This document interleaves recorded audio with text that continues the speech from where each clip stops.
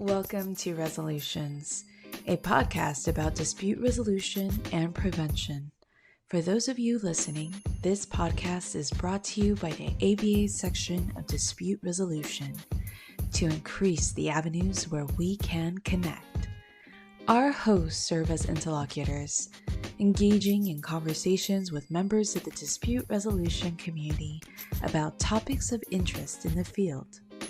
My name is Caroline Stauffer, and I'm one of your hosts. Today, I'm speaking with Jeff Kichaven and Genesis Fisher about what it takes to start your mediation practice. It's an entrepreneurial love story you won't want to miss. Welcome, Jeff and Genesis. We are so happy to have you on ABA Resolutions and to learn how we can start our own mediation practice. Thank you so much for having us, Caroline. I'm really excited for this conversation. Yes, thank you. Really looking forward to contributing to the good work of the section.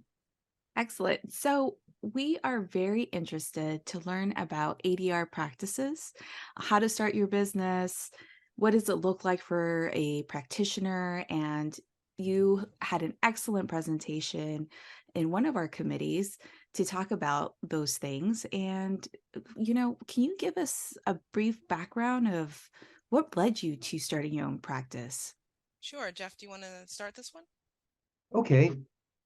What led me to start the practice, Caroline, was I had been doing commercial litigation for the first 15 years of my practice, and I loved it at first, and then I fell out of love with it, and it fell out of love with me. And I realized my career was not really going where I wanted it to go. I was looking for something else. And mediation, this was in the mid to late 1990s, was emerging as something that you could actually do for a living as a full-time career, particularly if you had not been a retired judge. And I was there at the right time, the right place. Mediation was close enough to lawyering that I felt I wasn't just throwing away and discarding everything on which I had been working for so many years. But it was far enough away from being a litigator that I felt I actually was doing something different. And that's basically what led me to decide that this was the risk, that was the risk I should take.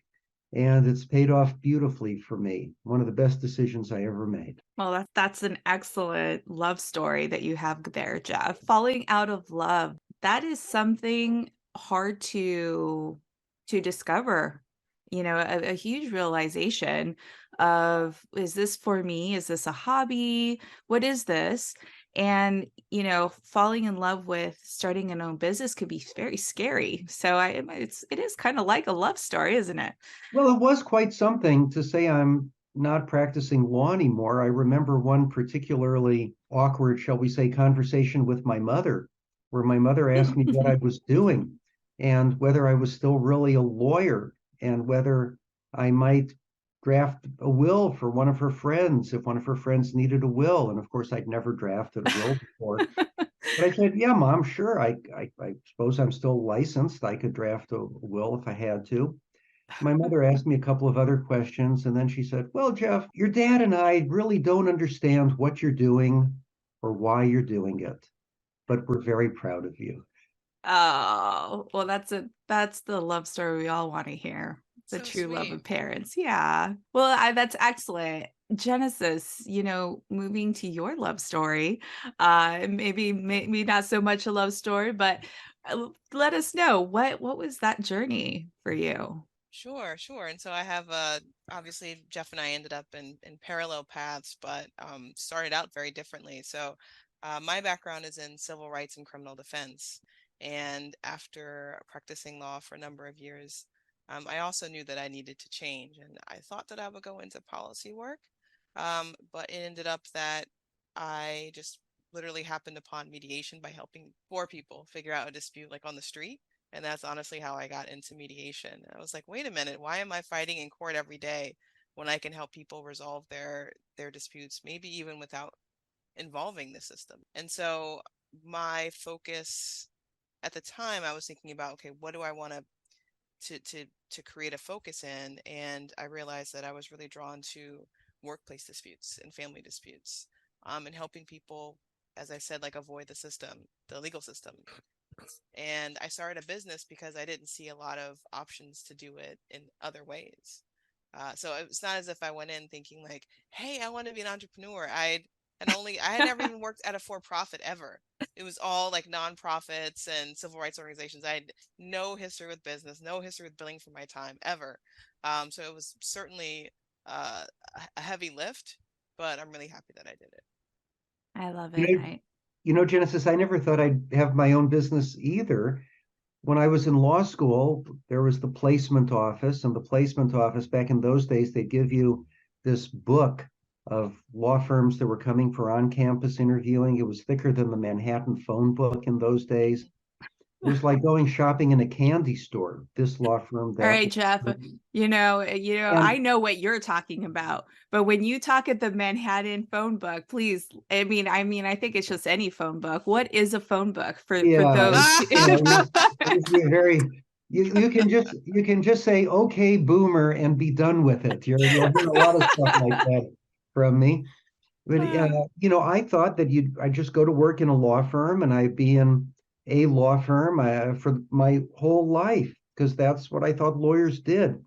And the entrepreneurial path was never something that I thought I would take. And it's been wonderful. And I still learn a lot every day. And there's a lot to learn for people who have been in law firms or other kinds of businesses where they really haven't had management responsibilities and don't really understand the economics of where money comes from and where money goes. And I'll add something, Jeff, to that, which is I understand businesses better and business owners better from having my own business.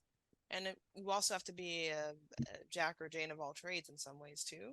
And so we have to learn marketing, we have to learn sales, we have to learn all of these things and develop these new skills, which is exciting, but also gives us windows into other types of careers that people have.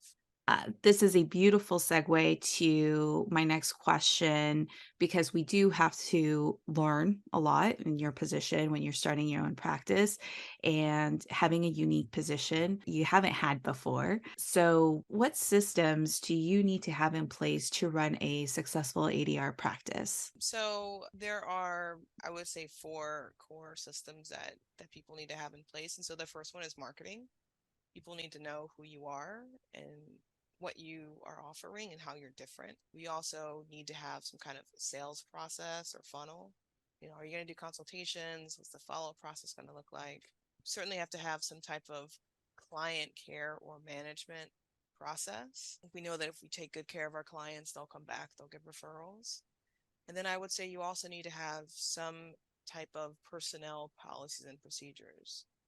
How do you want people who work for you to interact with the public? What standards do you want to set?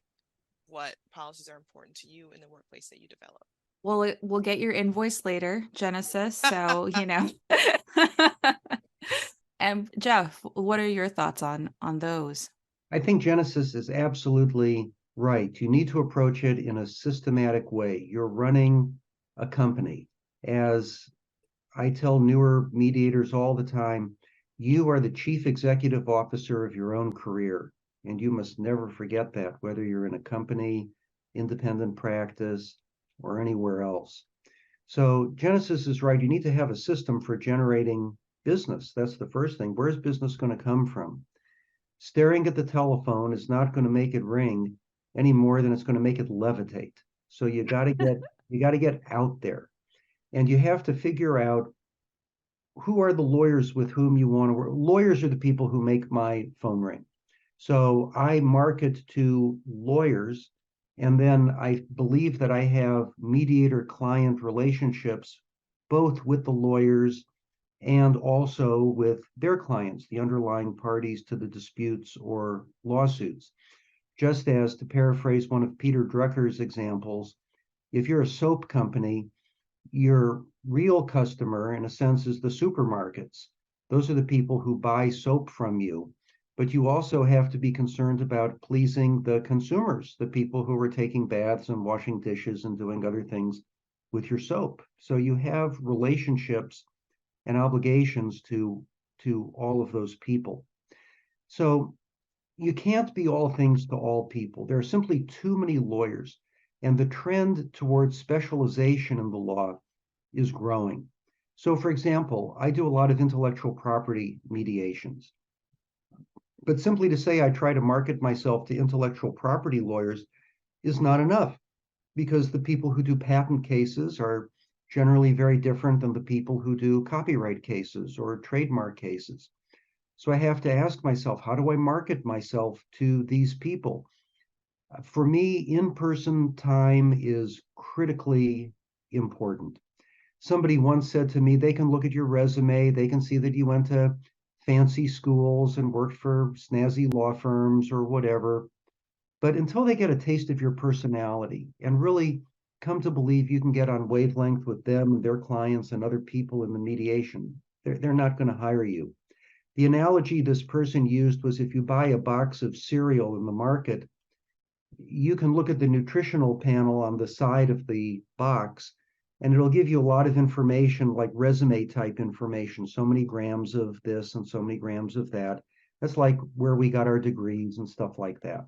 The one thing the nutritional panel does not tell you is, does it taste good? And you need to give people a taste of you. And because the legal world is so big and so specialized, you have to find those areas where you like and get along with the lawyers, where you have some affinity for the subject matter, and where you can really feel excited about digging in. So early in my mediation career, I dabbled in a lot of different areas, and I found myself more naturally attracted to the intellectual property arena, insurance coverage, and professional liability, legal and accounting malpractice. So those are the conferences I go to. Those are the lawyers with whom I try to cultivate relationships. And yes, I do mediations in other areas, whether it's probates or employment or products liability. Sure, mediators are generally capable of handling a very wide variety of cases, but without some focus and specialization in your own practice, you're going to have a hard time being in front of people consistently enough that they really come to feel you're part of their community and can really trust you. It takes time. And you can't spread yourself too thin. So that's one system. Then you need a system for following up with those people. I like LinkedIn. You can get on there even if you don't have your own posts. You can comment intelligently and substantively on what other people say. That's a good way to keep your name in front of people. I send out a newsletter from time to time using Constant Contact, and I try to attend as many in-person events. And as Keith Ferrazzi titled his great book, Never Eat Alone. So trying to have breakfasts and lunches with potential clients on days when I'm not mediating. And sometimes I will admit I just go to the Starbucks of a big building and a big office building and take a couple of newspapers and my laptop and spend an hour or so there, because you never know who you're going to run into and you never know where that'll lead. So Genesis and Jeff, what are you doing tomorrow morning? Coffee? Just, I think you bring up a lot of elements that are important in starting your business. You're talking about a branding. We're talking about finding your target audience and mapping out where you're going to find your target audience. So my question in all of this is, how do you start branding yourself? I think you kind of touch on it in terms of being in touch with people, but where do you find, if you have to think about along your journey, your brand started really coming to a confirmation with others and with businesses? And now a word from our partners. Next Level Mediation Software is a mediator's best tool for advancing their online dispute resolution practice. It takes into account the psychological attitudes of the disputing parties and helps mediators find the key priorities to negotiate. Based on decision science and an easy-to-use interface, The Next Level Mediation platform can handle the most complex disputes. Register today at nextlevelmediation.com for your complimentary 30-day trial of the subscription service and enter the code ABA discount 20 for a 20% discount.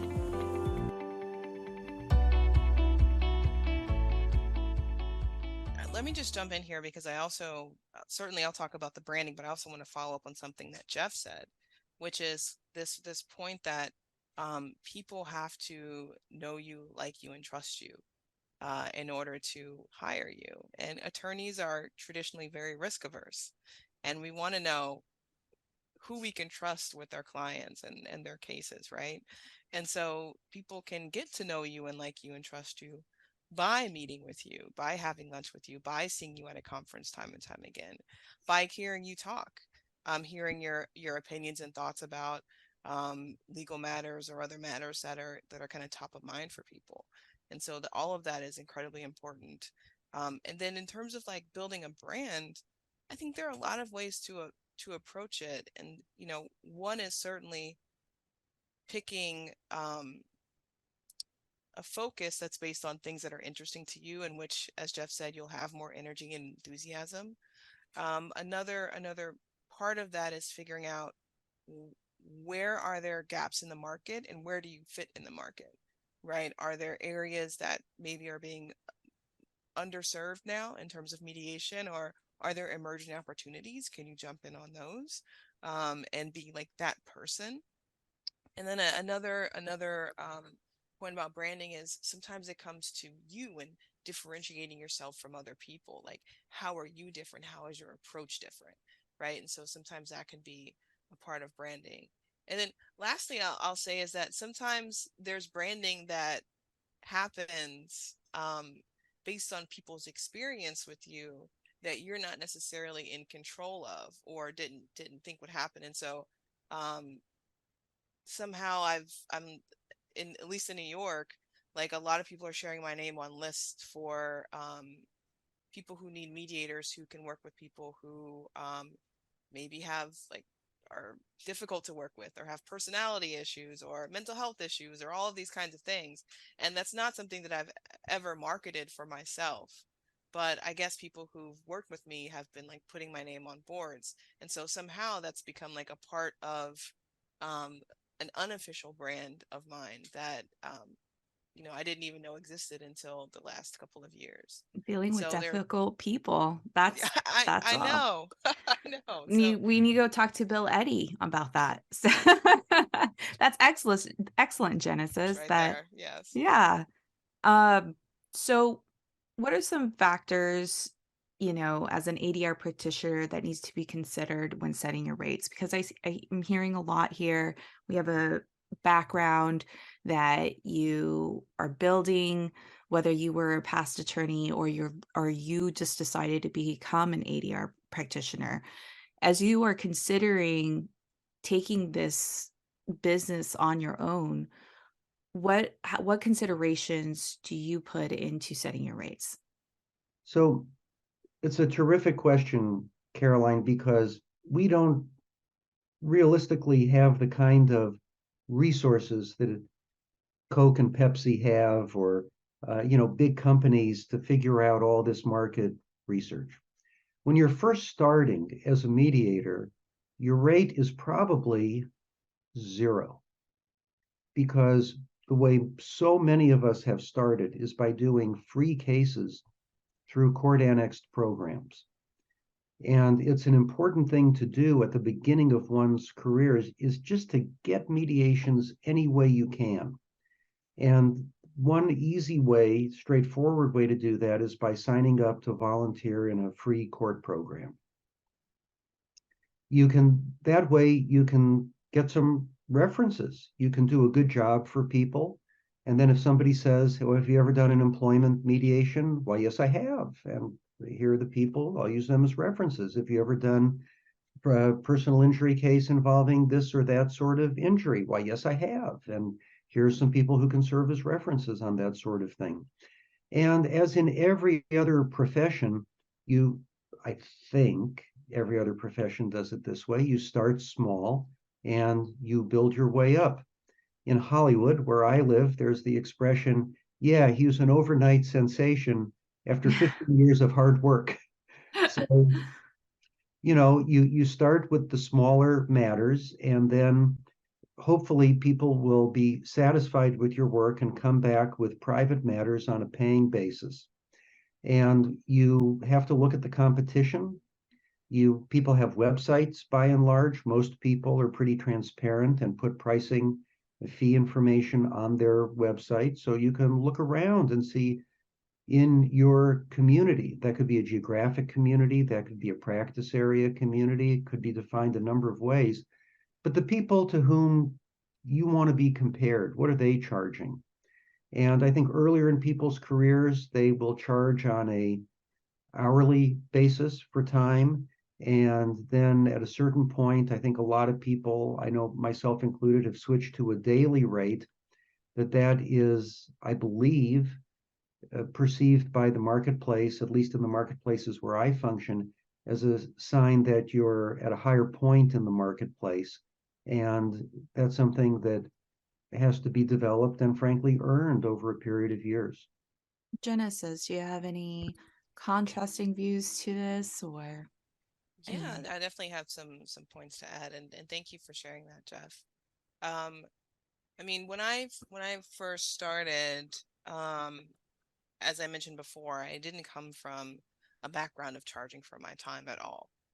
And so it was very new to me to think about how I would price myself based on my experience, background, all these things. And some of it wasn't transferable to the work that I was doing. Some of the skills were, but some of the subject matter wasn't. And so in the beginning, I did have a difficult time, like trying to figure out exactly how much I should charge. And one of the things I did was just to ask people, some people that I considered my colleagues, what they were charging, and kind of base it on that. And I think that, if I had done it over again, I would have done a more thorough research that Jeff is talking about, like going on people's websites, being thorough about asking people, because in the beginning, I actually lost business because my rates were too low. Because I was basing it on different factors that weren't really one-to-one factors for my business. So I would say that now I do hourly and project-based charging, and my practice is a little bit different than Jeff's. And so Jeff might do a full day mediation. My mediations tend to be a part of a series of a case that might last 6 months or a year, and those mediations might be 3 hours long. And the project might include other things like reports or individual calls and things like that. And so I found that the hourly approach has worked for me, or if I'm doing a project-based quote, that it's based on what I think um, of the time it will take for me and my staff to support this case. Different kind of cases, Caroline. My cases are typically in litigation. I've got a plaintiff, a defendant, an insurance company, and they, generally speaking, I sometimes think of it as the legal equivalent of dry cleaning, in by 9, out by 5. That's what they want. So it's a different kind of engagement. And let me add one more thing, which is there's also a value-based way of charging, which is kind of what Jeff's referring to when you think about like a daily rate. It's based on time and it's also based on value. And so a value-based rate is like who's benefiting from this work. And I use that more with my programs, right? And so it's not just this program is a 3-hour program that ended up taking me 10 hours to develop and all these kinds of things. It's also this program is it's supposed to help 50 people. And so what is the value of this work for each of those 50 people? And how do we use that to think about how to price the service? I mean, those are excellent considerations to have when setting up your model of pricing. And clearly, you have done your research thoroughly. Great business plans that were written. I'm sure there were heartaches along the way. If we go back to what we talked about again in a love story, so can you share some of those heartaches? What were those trials and tribulations as you were building up to where you are today? Well, while Genesis is thinking, I'll just say it never stops. Spoken You like know, a true relationship. the mediator's one thing about the mediator's career, what's the word? It's sort of a picaresque existence. We have cases for, at least in my practice, I have cases for a day at a time. And every time a case ends, I need another one to take its place. And so in my practice, and I think in the practice of most others, if they're really honest about it, there are ups and downs. There are busy months and slower months, and busier quarters and slower quarters. And so the effort uh, to meet new people and to make sure you're top of mind with people, that's an ongoing matter. I just got married a few months ago, and with some advice. Thank Congratulations, you. Jeff. Thank Oh, you. congratulations. February. That's Thank you. wonderful. Thank you. Yeah, Liz and I got married in February, and I've been reading a lot about, the languages of love and all that. And there was one thing I read that By said, Chapman. you can't just say I love you on your wedding day and expect that to to do the trick, right? No, it doesn't do the It trick. doesn't do the trick. You constantly have to cultivate the relationship. And so, I've tried different things that simply didn't work. I've had my independent practice for a long time. I was with a large national provider for a couple of years. I wasn't happy with them, and I don't think they were happy with me, to be honest with you. And so that was a big disappointment because I thought that would be a big catapult to my career, and it just wasn't. On the micro level, there are little things like Google Ads. For a while, I was spending money on Google Ads, and that didn't work either. I figured out that the only people, I was getting these bills from Google for people clicking on my ad. And I came to realize that there were only two groups of people who were actually clicking on my ads, and neither one of them were clients. It was basically my competitors and my children. That's beautiful, Jeff. And there's Oh, something to be said there. Recalling back on my business school days, it is really realizing where you want to be, because at some point after so many courses, do you want to work in a nonprofit? Do you want to work in a big agency? Or do you want to be a self-starter?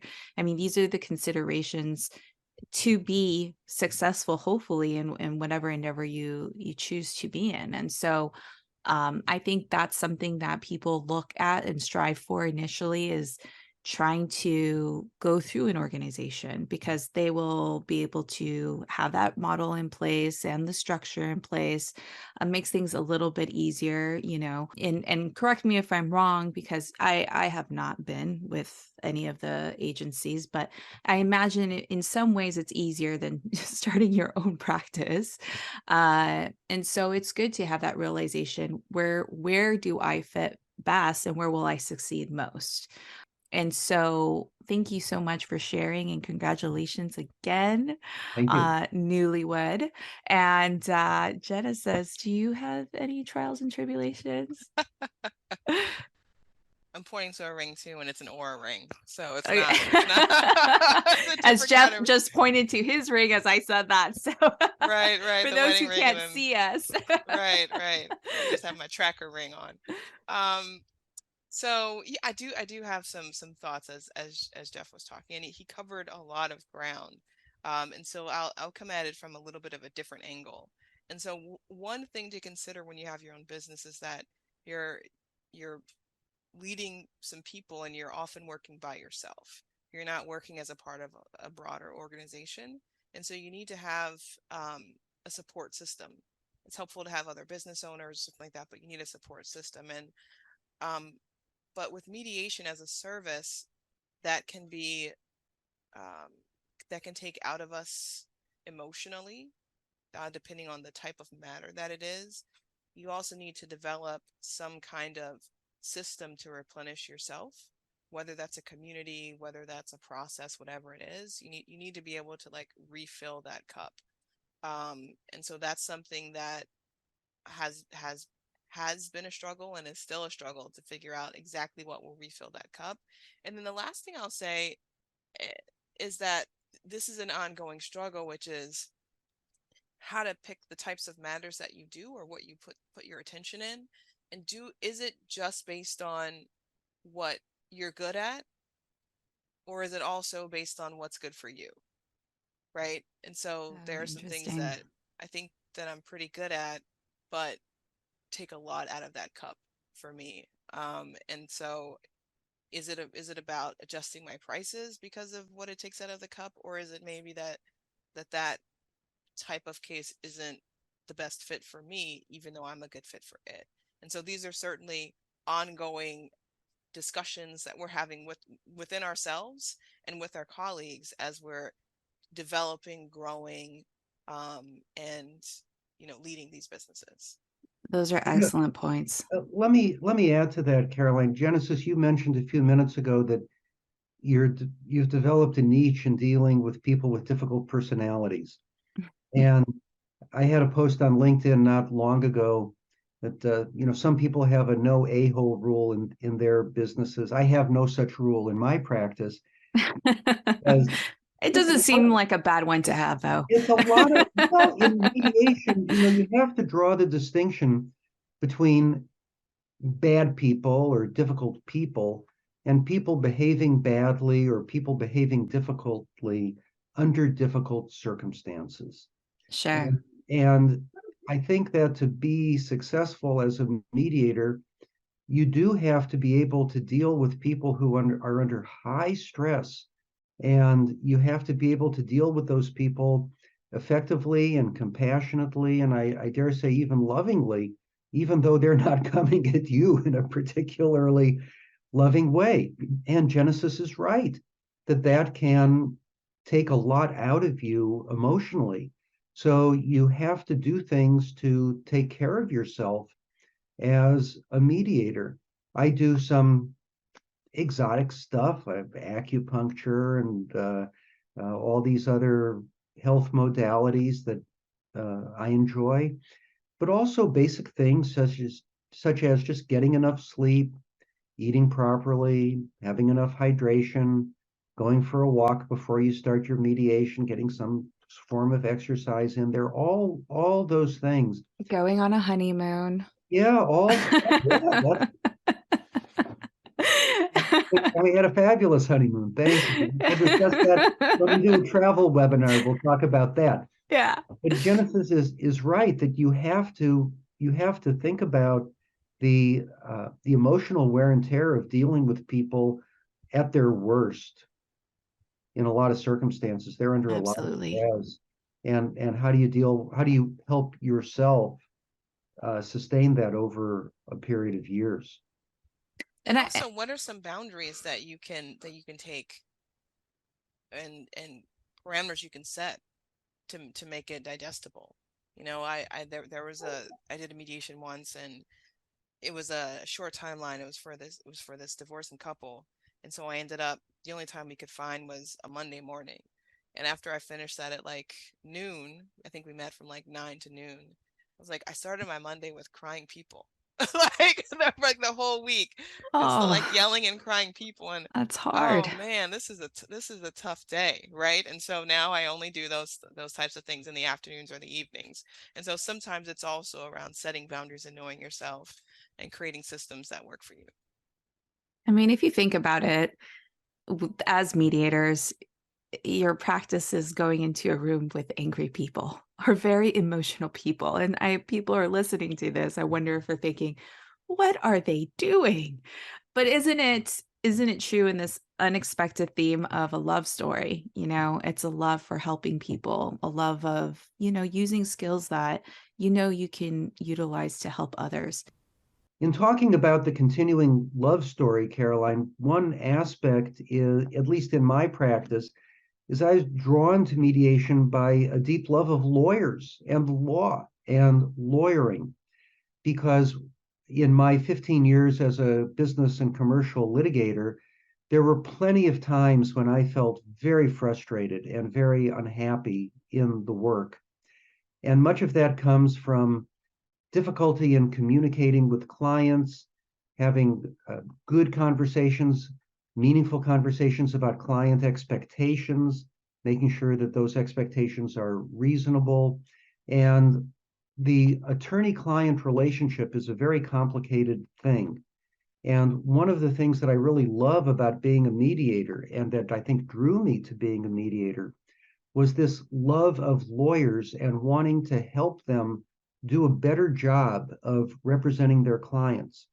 And along the way, helping the clients do a better job of making the right decisions under the circumstances. So my heart often goes out to the lawyers who are working very hard, getting the best results they can, and wanting to help them and their clients make good decisions and communicate better. Thank you, Jeff. And thank you, Genesis and Jeff, for your time today in this unexpected theme of love again. It is beautiful to see the hard work come to fruition. And I think that's something that you see. And you talk about really important concepts of burnout and then adjusting. I know we didn't talk further in detail about this, but what I heard, if I heard correctly, is that as you consider your boundaries, as you consider your workload, that also means adjusting what your scheduling will look like, maybe even your pricing will look like. And so, again, just want to thank you for your valuable time and the lessons learned along your way. And thank you so much for being a part of ABA Resolutions. Thank you so much for having us. This was such a great conversation, and whenever I'm in the same room with Jeff, I learn. Virtual room. I always learn more. So thank you so much, Jeff, and Caroline. Thank you so much for leading this great dialogue. Amen. Amen, Genesis. Amen. Thank you, Caroline, so much for inviting me into this forum. And Genesis, you're a wonderful conversation partner. I learn a lot from you as well and your unique insights into the world of mediation and life in general. It's great to support the work of the ABA section of dispute resolution. Thank you for the opportunity. Thank you. If you'd like further information on how to begin your practice, Jeff can be contacted by email at jk@jeffkichaven.com. Kichaven spelled Kichaven,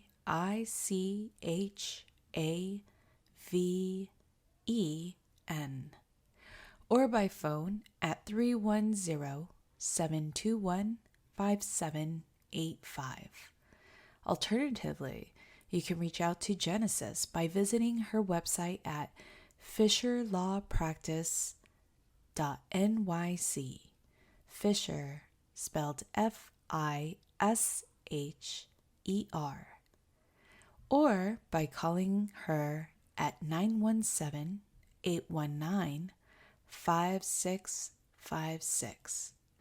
Thank you for visiting Resolutions. We hope you enjoyed this episode.